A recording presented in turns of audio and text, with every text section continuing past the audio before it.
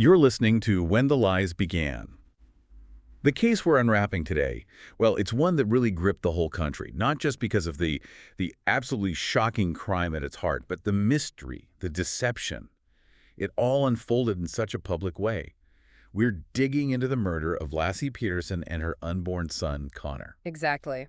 This is a case, it mostly played out between 2002 and 2004, but it's really become this kind of benchmark. People talk about it constantly in relation to circumstantial evidence, how the media gets involved, the psychology of someone living a double life. Scott Peterson was convicted, but I mean, the story isn't finished. There's still so much scrutiny, legal challenges popping up even now. Right. And our mission here is to really trace that timeline, the chronological sequence of events. We want to look at exactly where let's say, the established facts from court records meet these psychological theories and the legal fights to just keep this case in the public eye. Yeah. We're basically asking, how did Scott Peterson's own words, his own actions, build the case against him? Okay, so to start, let's set the scene right. The people involved. Laci Peterson, she was 27, 8 months pregnant, apparently just incredibly excited about becoming a mom to Connor. He was due February 10th, 2003. Everyone described her as, really cheerful, loved being a homemaker. Her degree was actually in ornamental horticulture. She met Scott Lee Peterson, back in 94 at Cal Poly, San Luis Obispo. They got married about 3 years later in 97. And Scott, his background was a bit different. He was apparently a really good junior golfer, top-ranked even, though he ended up studying agricultural business. And at the time Laci disappeared, he was working for a fertilizer company, Trade Corp USA, making, about $5,000 a month? Yeah, $5,000 a month, a decent salary. They'd moved to Modesto, California back in 2000, found this nice little 3-bedroom bungalow. The idea was to be closer to Laci's family, who were very supportive. So, outwardly, it looked like this perfect, comfortable, middle-class life. A life that was about to just completely unravel on Christmas Eve. Okay, so let's really unpack this, starting with those critical moments just before she vanished. Because these little interactions, they seem so normal, so everyday, but they become the things Scott Peterson later had to try and explain away. Right.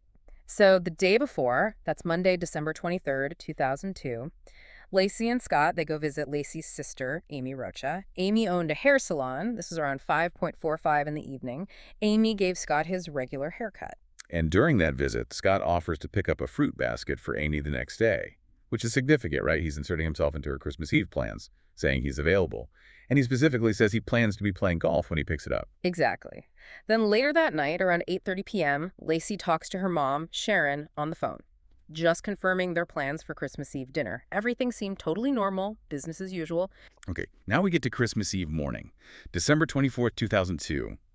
And this short period, maybe just a couple of hours, it really becomes the absolute core of the prosecution's case against him. Scott's alibi, the story he stuck to for months, it starts right here. His story was that he changed his mind about golf, said it was too cold, so he decided to go fishing instead. Okay, and he claimed he left the house sometime between 10 a.m. and 10 or 8 a.m. He said he told Laci he was heading out to the Berkeley Marina, which is, nearly 90 miles away? Yeah, quite a drive. And his version was that Laci was planning to take their dog, Mackenzie, their golden retriever, for a walk in nearby Dry Creek Park, and then maybe do some grocery shopping afterwards. But this is where the story starts to wobble almost immediately, isn't it? Because a neighbor, Karen Service, she finds Mackenzie, the dog, just wandering loose in the street. And this is at approximately 10:18 a.m. The dog still had his leash on. That's right. She saw the dog, recognized him, put him back inside the Petersons' fenced yard, and latched the gate. So this 10-minute window, it's incredibly tight. If Scott really left at 10:08 a.m. and the dog is found loose with its leash on at 10:18 a.m., what does that even mean? Laci would have had to start her walk. Something terrible happens almost immediately right near the house, and the dog somehow ends up back loose in the street, all in just 10 minutes. Exactly. That became one of the most heavily debated points. The prosecution jumped all over it. They argued, look, for the dog to be back near the house, leash still attached, just 10 minutes after Scott says he left. It makes his story about her going for a walk in the park highly improbable. It suggests she barely got out the door, if at all. Or that whatever happened right there, very close to home, almost instantly after Scott's departure. The state basically implied that Scott didn't leave at 10:08, or if he did, that brief window was when he actually killed Laci and perhaps loaded her body into his truck, attached the boat trailer before heading off. Okay, then let's talk about the logistics of this fishing trip. Modesto to the Berkeley Marina. He Yeah. said 90 miles one way, so 180 miles round trip. Roughly, yeah. And he's hauling this boat he just bought. That means driving slower, more carefully. You're looking at, realistically, maybe 5 hours just in travel time, back and forth. And we know his movements at the marina, right? There's Yeah. proof. There is. He got a parking ticket there, timestamp 12:54 p.m. And then later at 2:15 p.m., he leaves a voicemail on Laci's cell phone. A sort of breezy message saying, "Hey, heading back from Berkeley." So let's do the math. Arrives around 12:54 p.m., leaves a message saying he's heading back at 2:15 p.m. That leaves. Oh, what? Less than an hour and a half, actually, at the marina. But barely. An hour and 20 minutes, maybe. To do what? Launch the boat, fish, retrieve the boat, get ready to leave. All in reportedly rainy, cold December weather. After a 2.5-hour drive each way, I mean, was this really about fishing? Or was the marina just a destination, place he needed to be with the boat for a specific reason, 90 miles from Modesto? Well, that's exactly what the prosecution argued. That this ridiculously short time on the water after such a long drive wasn't consistent with the genuine recreational trip. It suggested the real purpose was something else entirely, something that needed to happen at that specific location, like disposing of a body. And the boat itself. Let's not forget that. He bought this small 14-foot aluminum fishing boat just 2 weeks before Laci disappeared, paid cash. On December 9th, 2002, yes. And crucially, he didn't bring it home. He stored it at this warehouse space he rented for his work supplies, kind of hidden away. Laci likely never even saw it. December 9th, that date. Right. It feels like it keeps popping up. Okay, so let's follow him back home. Scott says he got back to Modesto sometime between 4:15 p.m. and 4:45 p.m. And Laci's car's there, her purse, everything looks normal inside, except she's not there. Right. And this is when Laci's family starts to get really worried, understandably. But Scott's reaction, or perceived lack of reaction, became incredibly damaging. How so? What did he do? Well, according to family members who arrived soon after, he seemed unusually calm, almost detached. Not frantic, like you'd expect someone whose 8 months pregnant wife is inexplicably missing on Christmas Eve. Okay, calm, but what were his actions? His immediate actions, according to testimony, included things like taking off the clothes he'd worn all day, jeans, a shirt, a green pullover jacket, and putting them straight into the washing machine. He also apparently ate some pizza. He didn't immediately call the police himself. Laci's stepfather did around 5:47 p.m. Washing his clothes immediately. That sounds suspicious. It certainly raised eyebrows, and his initial descriptions to family saying Laci was just missing, rather than conveying a sense of urgency or panic that really started to alienate Laci's family from the very beginning, and later it fueled public suspicion too. You can see why. It just doesn't sound like the reaction of a desperate husband. No. And police detectives later said as much. They admitted that Scott became their primary focus almost instantly, simply because his behavior felt so off, so contrary to what they expected in that situation. He did cooperate initially, allowing searches of the house, the warehouse, the truck, the boat. But that perceived emotional coolness was already building a strong narrative against him. Which brings us right into the next part. Yeah. The deception. If his behavior raised red flags, the discovery of his secret life with Amber Frey, that just poured gasoline on the fire, didn't it? Absolutely. It turned suspicion into near certainty for many people. So Scott had started an affair with Amber Frey. She was a massage therapist living in Fresno. They met in November 2002, just about a month before Laci disappeared, and this relationship was kept completely secret from Laci and her family. This is where that date, December 9th, comes back with a vengeance. Tell us about the lie he told Amber. It's a chilling piece of the puzzle.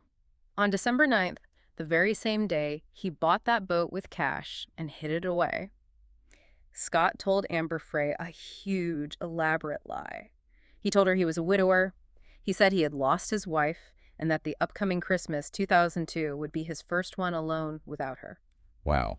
So 2 full weeks before Laci actually went missing, he's already telling his mistress that his wife is dead. Exactly. For the prosecution, this was powerful evidence of premeditation. It wasn't just that he decided to kill Laci impulsively, it suggested a plan was already in motion. He'd acquired the means for disposal of the boat, and he'd established the necessary cover story for his secret life, all by December 9th. That timing was crucial for the first-degree murder charge. And the psychological stuff just gets weirder, doesn't it? Yeah. Amber later shared details about their calls. Yes, some deeply disturbing conversations, like the one on December 23rd, remember? That's the day before Laci vanished. Scott and Laci had apparently just been to a prenatal appointment, probably saw ultrasound images of their son, Connor, who was nearly full term. Yet, on that very same day, Scott calls Amber Frey, and they have a discussion about him potentially getting a vasectomy. A vasectomy. While his wife is 8 months pregnant. It's incredibly jarring, isn't it? It suggests, this absolute finality in his mind about ending not just the marriage, but any future connection, any possibility of more children. It completely undercut any defense claim that Laci's disappearance was some random tragedy he was caught up in. And there were other odd things too, right? Like minor changes he made right after she went missing. Yeah, small things that prosecutors highlighted as telling.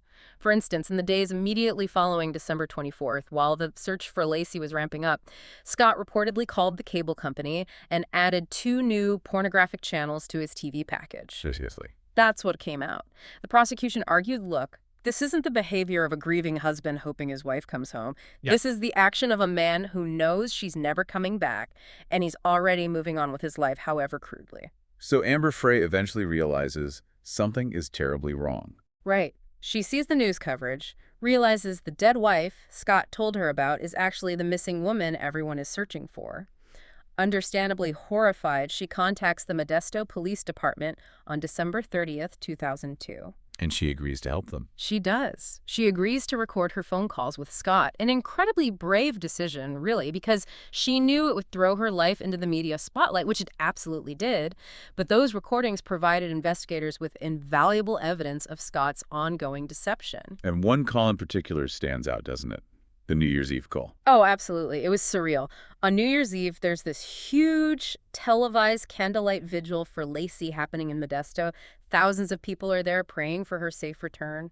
Scott Peterson is at the vigil looking like the grieving husband. Okay. And during that vigil, he steps away and calls Amber Frey. And what does he tell her? He sticks to his elaborate lie. He tells her he's spending New Year's in Paris, watching the fireworks over the Eiffel Tower. While he's literally standing at a vigil for his missing wife.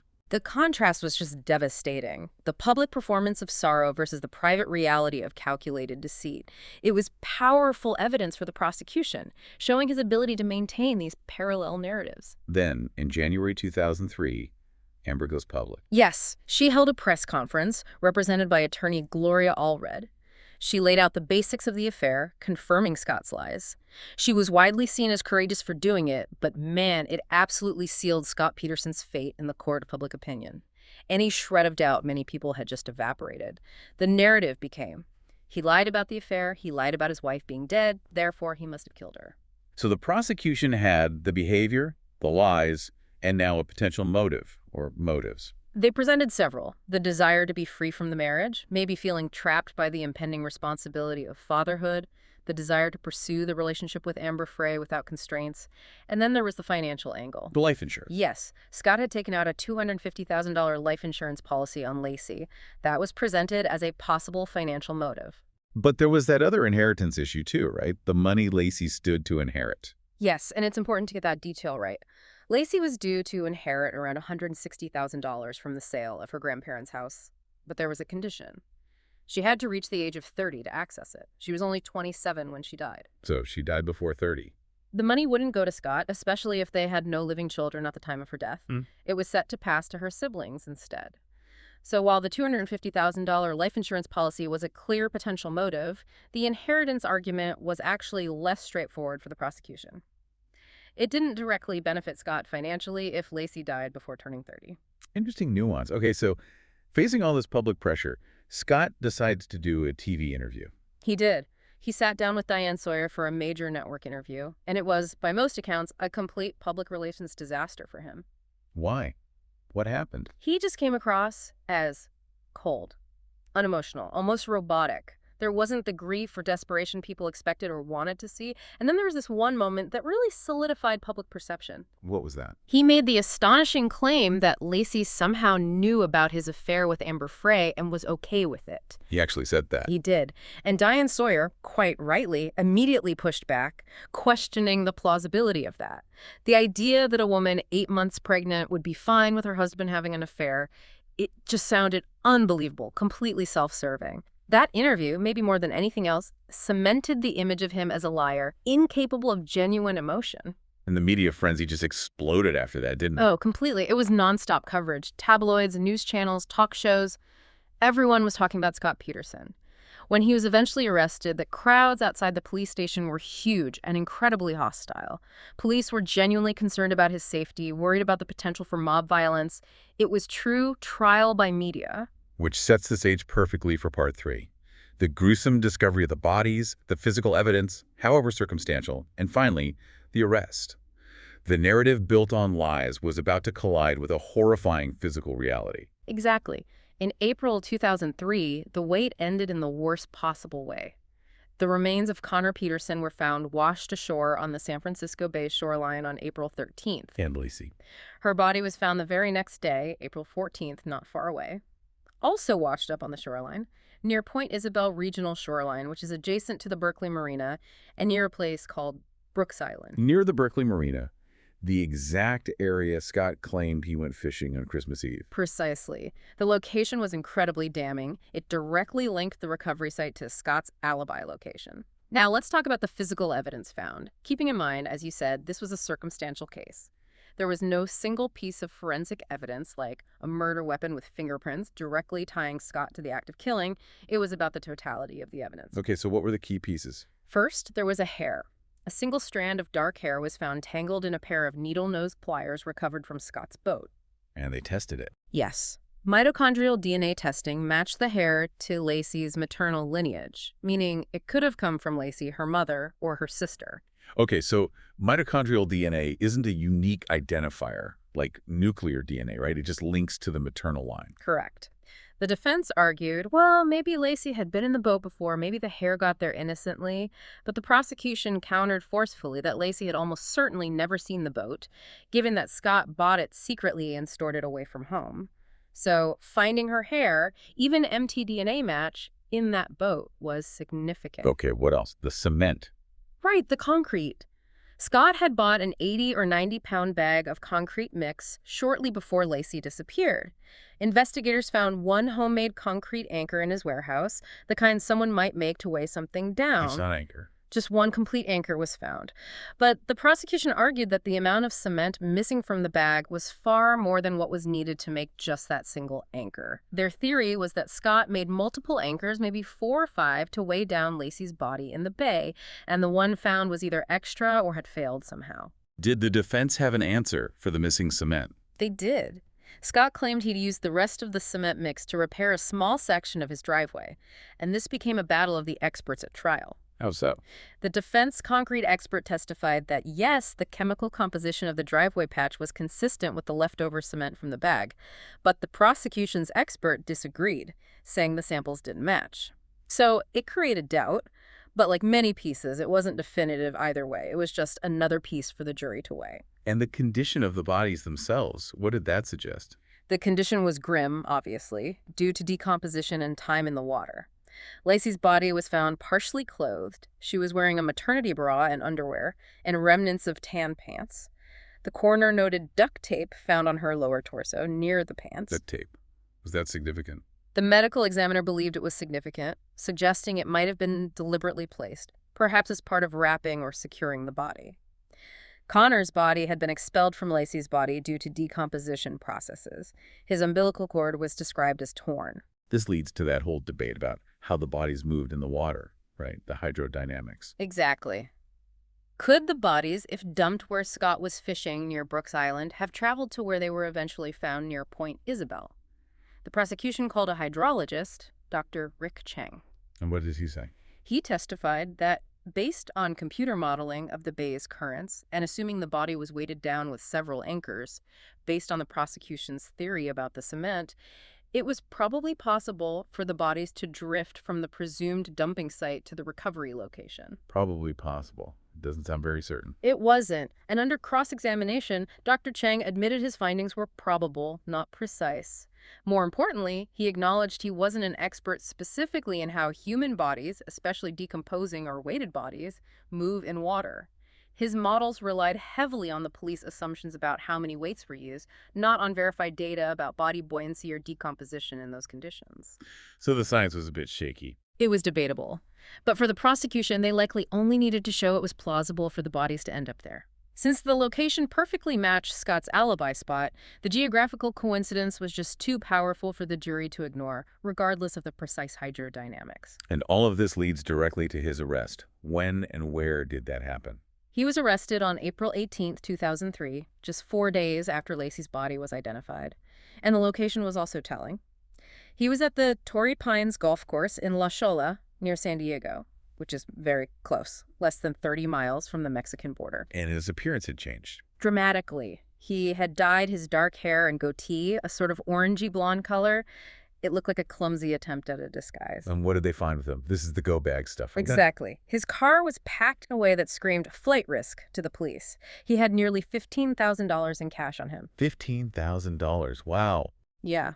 Plus Viagra, about 100 sleeping pills, a lot of camping gear, outdoor survival equipment, 4 different cell phones, and perhaps most suspiciously, 2 driver's licenses, his own and his brother's. His brother's license. Why? The prosecution argued it was all part of an escape kit. The cash for expenses, the camping gear to live off-grid, the altered appearance and brother's ID for disguise, the multiple phones to avoid tracking, the sleeping pills for, well, various possibilities, and the proximity to Mexico suggesting an intent to flee the country. Did Scott have explanations for all this? He and his family tried. They said the cash was reimbursement from his company for travel expenses he'd fronted. They claimed he borrowed his brother's license simply to get a local resident discount at the golf course.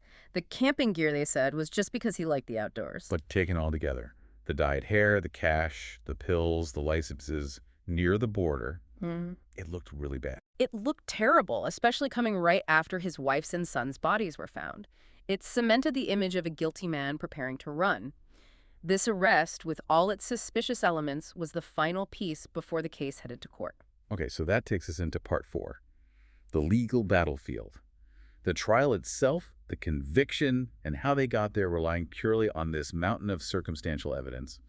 Scott was convicted, when was it? November 2004. November 13, 2004. Guilty of first-degree murder for Laci, which implies premeditation, and second-degree murder for Connor. And you're right, the conviction was based entirely on the cumulative weight of all these circumstantial pieces we've been talking about. No confession, no direct forensic link to the act of killing. And this raises that huge legal question, doesn't it? How reliable is circumstantial evidence, especially when the defendant's personality or demeanor seems to play such a big role? It's a massive issue. Jurors even said afterwards that their verdict came from putting together hundreds of small puzzle pieces. But they also explicitly mentioned Scott's lack of emotion in the courtroom as a factor. That whole demeanor evidence thing. Yeah. It's really controversial, right? Judging someone based on how they act under incredible stress, especially when the media has already painted them as cold or aloof. Extremely controversial. Legal experts often warn against it because there's simply no single right way for an innocent person, or even a guilty person, to behave during a trial or after a tragedy. Relying on perceived emotional responses is subjective and potentially very misleading. But in high-profile cases like this, it's almost impossible for jurors not to be influenced by the defendant's persona. Were there other specific types of evidence debated heavily at trial? Remember something about dogs? Yes, the dog scent evidence. This was another contentious point. The prosecution presented testimony from a handler whose scent-tracking dog, a bloodhound named Merlin, supposedly trailed Laci's scent from their home into Scott's truck, then to his warehouse where the boat was stored, and finally all the way to the boat launch ramp at the Berkeley Marina. Suggesting her body, or at least her scent, made that exact journey. That was the implication. But the defense attacked this fiercely. They focused on the scientific validity, especially the idea of a non-contact trail. What does that mean? The handler claimed the dog could follow Laci's scent even after her body was theoretically put in the boat and taken out onto the water. The theory involved microscopic skin rafts shed from the body floating on the water's surface, which the dog could supposedly smell from the shore or even follow across the water. Skin rafts traveling across the bay. That sounds questionable. The defense argued it was essentially junk science, lacking any solid scientific foundation or peer-reviewed validation, especially the idea of scent traveling long distances over water against wind and currents. Despite these strong challenges to its reliability, the judge allowed the jury to hear the dog scent evidence. It became another piece, however shaky, added to the prosecution's circumstantial pile. Now, what about the defense strategy itself? I recall hearing criticisms about promises made but not kept. That's correct. The lead defense attorney, Mark Geragos, made some bold claims in his opening statement to the jury. He promised he would present witnesses who saw Laci alive and walking her dog after Scott had already left for the marina.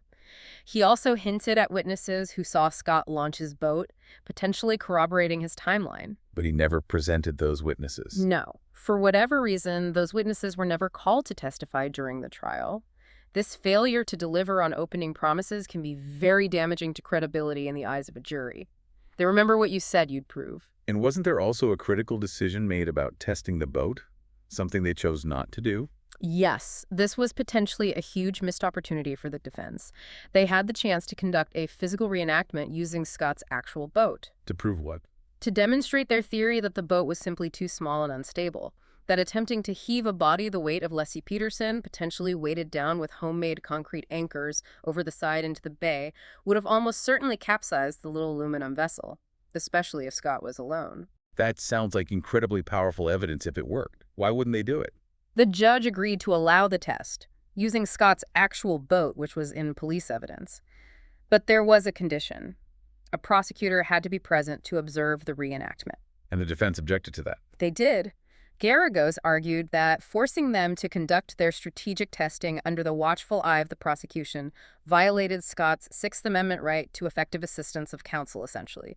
It would give the state a preview of their defense tactics and evidence. So based on that objection, they declined the opportunity to perform the reenactment.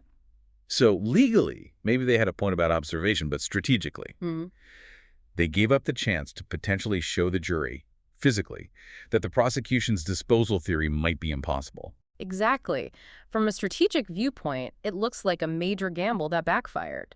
They preserved a potential procedural argument for appeal, perhaps, but they lost the chance to present potentially compelling physical evidence directly to the jury that could have cast significant doubt on the core of the prosecution's case, how Scott supposedly got rid of the body using that specific boat.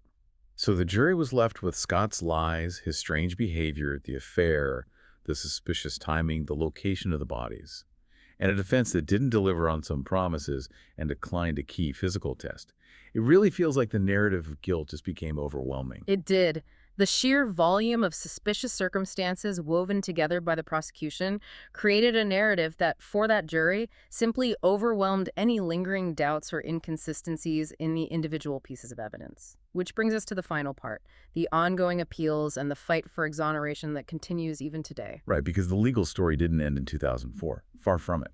What's happened since the conviction? Well, the most significant development came in 2020. The California Supreme Court, while upholding the murder convictions themselves, overturned Scott Peterson's death sentence. Okay, why did they overturn the death sentence, but not the conviction? It was based on an error during jury selection, specifically related to the death penalty phase. It's called Witherspoon-Witt error. Basically, the trial judge had improperly dismissed 13 potential jurors just because they expressed general opposition to the death penalty on their questionnaires. Even if they said they could still follow the law. That's the key. The Supreme Court found the judge didn't probe deeply enough to see if those jurors could actually set aside their personal feelings and impose the death penalty if the law and evidence required it. Simply having moral objections isn't enough to disqualify someone if they can still follow the judge's instructions. Because those jurors were improperly removed, the court ruled Scott didn't get a fair penalty phase trial with a truly representative jury. So he was resentenced. Yes, in 2021, he was formally resentenced to life in prison without the possibility of parole. The murder convictions themselves stood. But the fight isn't over. Now the LA Innocence Project is involved. That's right. Starting around 2023, the LA Innocence Project, or LAIP, it's important to note they're an independent nonprofit, not formally part of the National Innocence Project Network, took on Scott Peterson's case. Their argument is that the conviction itself is flawed. How so? What's their angle? They're arguing that police suffered from tunnel vision, focusing solely on Scott from day one, and that they ignored or even suppressed evidence pointing to other suspects specifically, evidence related to a burglary that happened right across the street from the Petersons' home. The Medina house burglary. I remember hearing about that. Exactly. Initially, police concluded that burglary happened on December 26th, 2 days after Laci disappeared, making it seem irrelevant to her case. But LAIP disagrees. Strongly. They claim, based on new evidence, including sworn statements and jailhouse informant information, that the burglary was actually in progress on the morning of December 24th. Their theory is that Laci potentially saw the burglars identified as Stephen Todd and Glenn Pierce, maybe confronted them, and they abducted and murdered her after Scott had already left for his fishing trip. That would completely change the timeline. It absolutely would. It provides an alternative explanation for Laci's disappearance after Scott's departure time, and potentially explains why the dog was found loose. It also aligns with several initially dismissed witness sightings of a pregnant woman resembling Laci walking her dog later that morning after Scott claimed he left and after the neighbor found the dog. And wasn't there something about one of the burglars acting strangely when questioned? Yes, reports indicate that Stephen Todd became extremely agitated when police later mentioned a witness possibly seeing a van near the Medina house on Christmas Eve morning. He reportedly yelled something like, "You don't have a witness," which LAIP points to as suspicious behavior. So this leads to the current fight over DNA testing, right? LAIP wants to test a lot of old evidence. They do. They filed motions requesting new advanced DNA testing on around 600 different pieces of evidence from the original investigation. 600 pieces. That's a lot. Did he get approval? Ultimately, the judge granted testing, but only on one specific item, that 15.5-inch strip of duct tape that was found stuck to Laci's pants during the autopsy. Why just that piece? Because previous testing back in the day had shown it contained some male human DNA, but the technology then wasn't sensitive enough to get a full profile. The hope for LAIP is that modern testing might finally identify who that DNA belongs to. And legally, what do they need to show to get this testing? Do they have to prove it will exonerate him? No, the legal standard for post-conviction DNA testing under California Penal Code Section 1405 is lower than that. They generally just need to show that the results of the testing would be relevant to the issue of identity, meaning if the DNA doesn't match Scott Peterson and instead matches someone else, potentially one of the burglars or another unknown person, it could raise reasonable doubt about Scott's guilt in the minds of a future jury. So a clear profile from an unknown third party on that duct tape. That could be huge. It could be very significant direct evidence, yes. It would directly contradict the narrative that Scott was the only person involved. How it would weigh against the mountain of circumstantial evidence is the big question, but it would certainly fuel the argument for innocence. But it hasn't been smooth sailing for LAIP recently, has it? I read something about a setback. That's correct. Just recently, as of June 2025, a state appeals court denied LAIP's massive 140-page petition for a writ of habeas corpus. Okay, break that down. What does habeas corpus mean in this context, and why is the denial significant? A writ of habeas corpus is a fundamental legal challenge. You're essentially asking a court to review the legality of someone's imprisonment, arguing that their conviction or detention violates their constitutional rights. LAIP's petition laid out all their arguments about suppressed evidence, the third-party guilt theory, ineffective counsel, police tunnel vision, etc. And court denied it. Yes, the appeals court denied the petition. This means that, based on the legal arguments and evidence presented in that specific filing, the court did not find sufficient grounds to overturn the conviction or order a new hearing at that stage. It's a setback for the defense, affirming the legal soundness of the original conviction for now, but LAIP has stated they plan to continue pursuing other avenues, including the DNA testing results when they become available. So this case, it really is a masterclass in how narrative and perception work within the legal system, isn't it? The prosecution built this incredibly compelling story, piece by circumstantial piece. They absolutely did. They succeeded not with that classic smoking gun, but by weaving together an overwhelming tapestry of lies, suspicious actions, motive, and opportunity, Scott's secret boat purchase, that devastating December 9th widower lie to Amber, his strangely calm demeanor after Laci vanished, the immediate washing of his clothes, the contents of his car at arrest. It created a picture that, for the original jury, simply defied any plausible innocent explanation. And yet, the questions persist, fueled by these ongoing legal challenges. They do. And regardless of where one stands on Scott Peterson's guilt or innocence or the potential merits of the third-party theories, it's vital not to lose sight of the horrific core of this case. The tragedy is immense, and it reflects a truly disturbing statistic. What's that? Homicide is, tragically, the leading cause of death for pregnant women in the United States. That context is just devastating. Laci and Connor's deaths represent not just an infamous case, but a symptom of a much larger, horrifying reality. The pain for Laci's family, her friends, that endures, regardless of court filings or media cycles. Absolutely. Which leaves us, and you, the listener, with a final, really challenging thought to consider as we wrap up this deep dive. Imagine that DNA test on the duct tape comes back. And imagine it yields a clear, conclusive profile belonging to an unknown third party, maybe even someone linked to that burglary across the street. How would you then weigh that single piece of direct forensic evidence against the hundreds of pieces of circumstantial evidence, the web of lies, the suspicious behavior that originally convinced 12 jurors, beyond a reasonable doubt, of Scott Peterson's guilt? It's a fascinating question about the nature of proof itself, something to think about. We certainly hope this deep dive into the timeline, the evidence, and the ongoing debate has given you some thorough, perhaps new insight into this incredibly complex and infamous case. We'll see you next time.